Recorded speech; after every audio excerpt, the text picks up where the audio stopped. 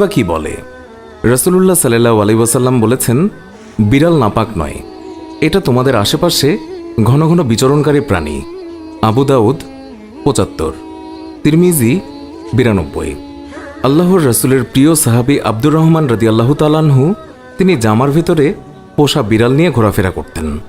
একদিন তিনি জামার আস্তিনের নিচে একটি বিড়াল ছানা নিয়ে রাসূলুল্লাহ সাল্লাল্লাহু আলাইহি ওয়াসাল্লামের দরবারে তিনি উপস্থিত হন।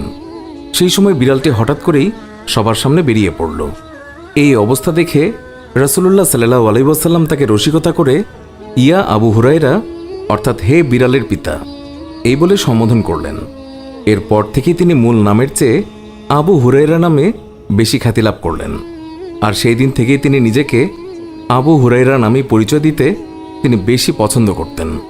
আল্লাহর রাসূল সাল্লাল্লাহু আলাইহি ওয়াসাল্লাম তিনি যখন ওযু করতেন তখন নিজের ওযুর পাত্র থেকে বিড়ালকে পানি